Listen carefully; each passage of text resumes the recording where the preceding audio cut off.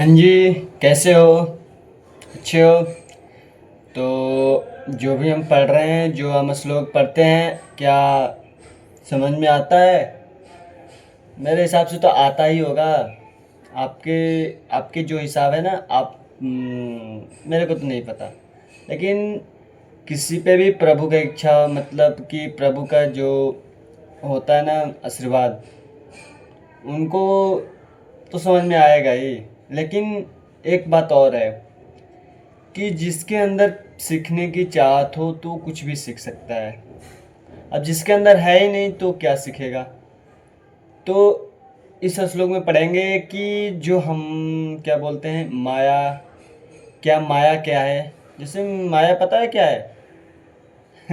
अभी इस श्लोक में पढ़ेंगे माया क्या है, और कौन जो मनुष्य होते हैं कौन अज्ञानी है। जो अज्ञानी है तो होता है ना, उन्हीं के ऊपर ज़्यादातर माया और क्या बोलते हैं मोहित जो होता है ना माया, उन पे ज़्यादा ये काम करता है जो अज्ञानी होते हैं। इसमें जो भगवान बताए कि अज्ञानी कौन है कौन नहीं है, इस श्लोक में जानेंगे। अगर आपको जानना है तो अच्छे से देखना, अगर नहीं तो राधे राधे बोलो और भजते रहो। जय श्री राम। राधे राधे। और किताब आप पढ़ते रहो यार, वैसे कोई चक्कर नहीं। अगर हम पढ़ते नहीं हैं तब भी केवल नाम तो ले सकते हैं, लेकिन एक हिसाब से है कि हम पढ़ें तो अच्छा है। और ये बात नहीं है कि कुछ सीखेंगे नहीं, ज़रूर कुछ ना कुछ सीखते ही हैं। मुझे भी पहले जैसे आप पहले की वीडियो देखोगे और अब की वीडियो देखोगे, बोलने में थोड़ा सा प्रॉब्लम होती थी पहले। अब जाके ना पता नहीं, जैसे भी हो कोई ना कोई क्या बोलते कम्युनिकेशन स्किल जो होता है ना, वो थोड़ा थोड़ा अच्छा हो रहा है। मैं अपने को देख रहा हूँ इसलिए मैं बोल रहा हूँ।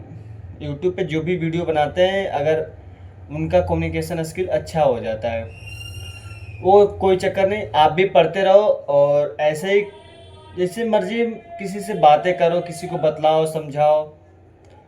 तो जैसे कि समझाते रहोगे तो आपका ज्ञान भी बढ़ेगा और किसी न किसी को पता ही चलेगा। ओके, तो इस श्लोक में हम देखते हैं क्या है क्या नहीं। चलो राधे राधे बोलो और चलो स्टार्ट करते हैं इस श्लोक को। जय श्री राम। तो श्लोक 29 पढ़ते हैं और समझते हैं। ओके। प्रकृते गुणस्मूढ़ा संजयन्ते गुणकर्मसु तान् कृतस्य त्रविदो मंदान कृतस्य त्रविन्न विचालयते। तो राधे राधे बोलो और चलो समझते हैं इस श्लोक को। अब जो हम समझेंगे सत्व रज और तम, ये क्या है? ये तीनों प्रकृति जन्य गुण मनुष्यों को बांधने वाले हैं। जो ये गुण तीन हैं, सत्व रज और तम, ये प्रकृति के जन्य जितने भी मनुष्य को है ना, उनको बांधने वाला, उन्हीं की उनके अंदर सारी ये खूबियाँ, जैसे कि खूबियाँ मान लो या जो भी मान लो, ये अंदर होती है। जैसे समझ लो सत्व गुण सुख, सत्व गुण जो होता है वो सुख होता है, और ज्ञान की आसक्ति से, ज्ञान की जो होती है आसक्ति से, रजोगुण कर्म की, जैसे रजोगुण होते हैं कर्म की आसक्ति से होती है, और तमोगुण जो होते हैं प्रमाद से, आलस्य तथा निद्रा मनुष्यों को बांधता है। ये सारे चीज़ें मनुष्यों को बांधता है। ये जो जितना हमने पढ़े, इसमें आलस भी आ गया, निद्रास भी आ गया, और ज्ञान की आसक्ति से आता है। जो ज्ञान होती है उसकी आसक्ति, जैसे उसकी ज्ञान की आसक्ति, जैसे ज्ञान उसके पास ना हो। ओके, ज्ञान हो लेकिन वो ज्ञान किस काम का, जो आसक्ति हो किसी के काम ही नहीं आ रही है। ओके, तो ऐसे ही है।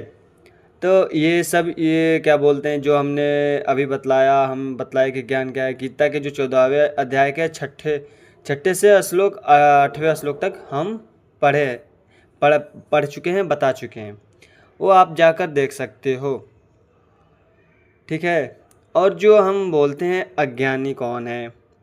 अज्ञानी मनुष्य शुभ कर्म तो करते हैं, पर करते हैं नित्य निरंतर न रहने वाले नाशवान पदार्थों की प्राप्ति के लिए करते हैं।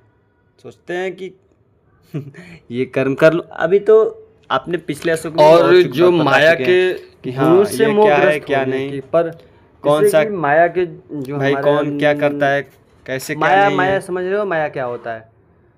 मोहग्रस्त, जिसमें हम मोहित हो जाते हैं किसी भी चीज़ को देखकर। जैसे कि माया, यार जैसे कोई व्यक्ति है वो तुम पे माया करना चाहता है कि वो नौटंकी कर रहा है कि मेरे को क्या पैसे की ज़रूरत है, मुझे भूख नहीं लगी हो, जैसे एक माया हो गया। और छल, जैसे जो भी समझ लो वही है, मान लो। माया के गुणों से मोहग्रस्त होने पर अज्ञानी पुरुष पूर्णतः भौतिक कार्यों में संलग्न रहकर उनमें आसक्त हो जाता है। ठीक है। यद्यपि उनके ये कार्य उनमें ज्ञानाभाव के कारण अधम हो जाते हैं, आधी हो जाती है। किंतु ज्ञानी जो पुरुष होते हैं, ज्ञान उनको चाहिए कि उन्हें विचलित ना कोई करे ना, क्योंकि भाई अपनी मर्जी से तुम देखो, जो होते हैं अज्ञानी, जो कृष्ण भावनामृत को समझ नहीं पाते हैं, उनको तो कौन समझाता है? ज्ञानी समझाएंगे, जिससे जिनको पता हो। लेकिन फिर भी ना समझे तो हम कुछ कह नहीं सकते। अगर फिर भी वो ना समझे तो हम क्या कर सकते हैं बताओ? हम ज़्यादा से ज़्यादा कोशिश कर सकते हैं। जो भगवत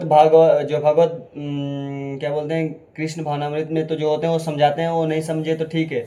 लेकिन उससे भी ऊपर एक भगवत भक्त होते हैं, भगवत भक्त जो समझाते हैं। वो तो उनको ना समझते हैं ना, फिर भी उनके पीछे वो समझाते हैं। इतना वो दयालु होते हैं कि भगवान भगवान तो एक तरफ से छोड़ देते हैं, लेकिन वो ऐसे भक्त है ना कि जो कि उनको समझाने के लिए ना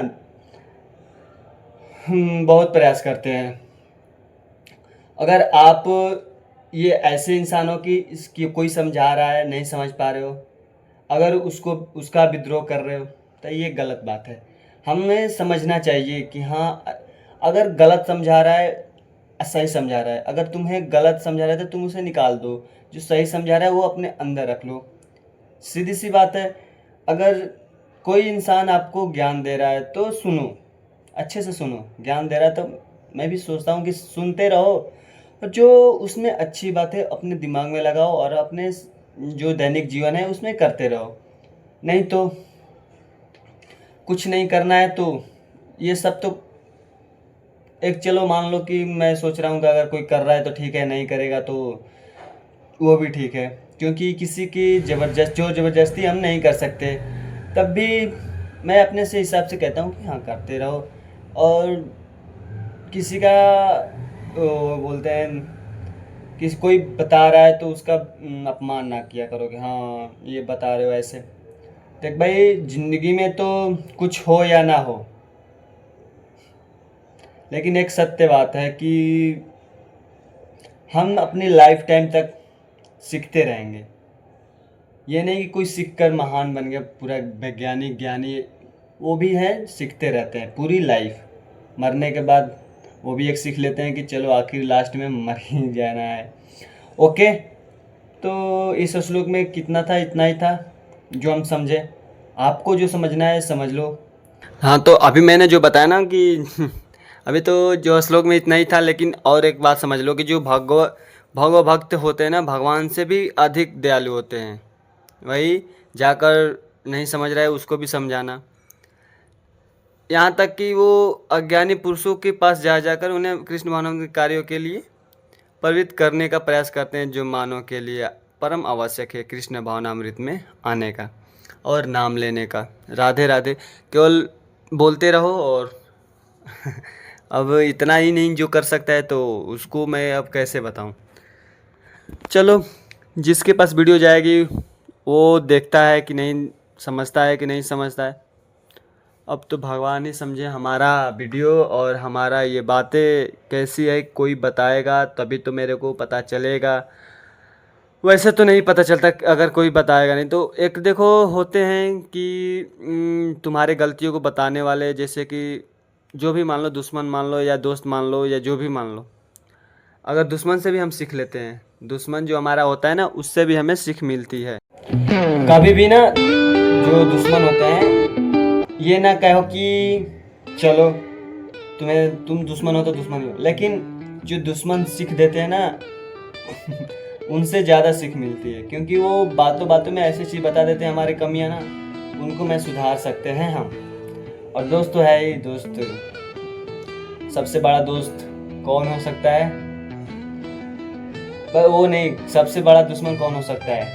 अभी तो मैं बता ही दिया दोस्त, वो ही दोस्त ही हो सकता है, अब पता नहीं कौन दोस्त चलो हम तो कोई चक्कर नहीं, हम राधे राधे के नाम से